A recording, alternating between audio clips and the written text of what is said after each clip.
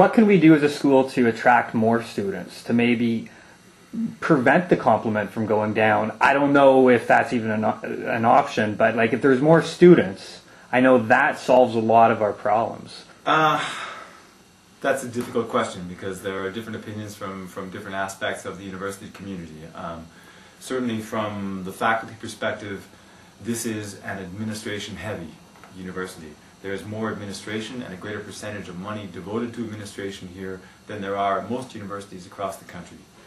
That's one area that I would suggest that could be looked at. An argument can be made for administration as well. I mean, you need administrators. You need talented people who run the university.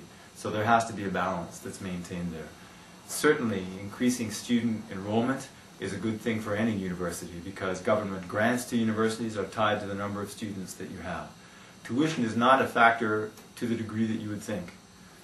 Even though the tuition at Acadia is high, it's not extraordinarily high by world standards. It's high to the degree that it might prevent families in the Atlantic from sending their students, their kids, to Acadia University. In terms of international fees or in terms of students coming from the United States, if you ask them, I think they would tell you that it's not an extraordinarily high number. That's something the university has to decide.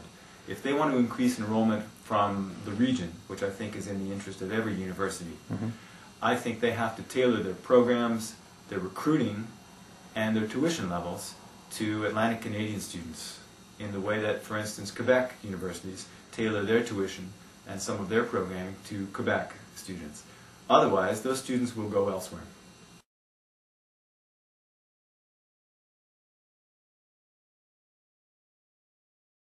How do we move on as a university? How do we prevent this from happening again? And what are your final thoughts?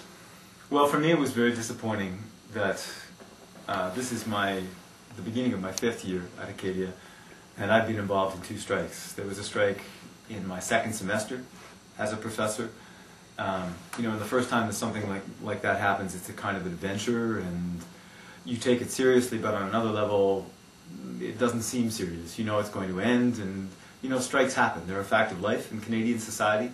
As I've mentioned to several people, strikes are a part of your education as a student, a real part of your education. It's frustrating to be part of somebody else's strike. You know, this wasn't a student strike, it was a faculty strike, and the students got dragged along with it. That's frustrating, irritating, maybe even costly, although that's not necessarily the case.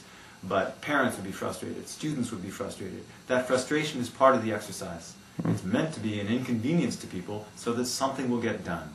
And students who transferred or who considered transferring during the strike, I would argue, in some ways are running away from their responsibilities as citizens, because they'll be involved in professional associations when they're older, unions, associations. The facts say that 1/3 of us will join unions when we graduate university. Do you want your fellow workers to run away to another company when you contemplate strike action? It's a tough question, because students were very much inconvenienced, certainly, by the strike. In terms of the aftermath, I don't feel that there will be a serious aftermath. I feel that this time the issues that were on the table were settled to the degree that there will not be a strike in 3 years. It's hard to prognosticate about that kind of thing.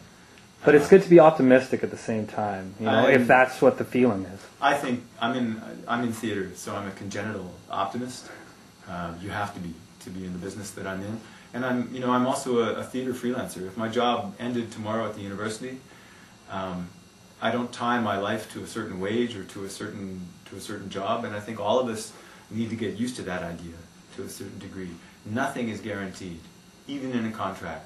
So for students, for instance, coming to a university where the contract says you'll get a certain level of instruction, a certain number of days a week, things will happen. And the strength of a person, and that's what we're in the business of doing at a university, is developing people, citizens. The strength of a person is governed by how they respond to those challenges. And that's as true of faculty as it is of students. How are we going to respond to the aftermath of this strike?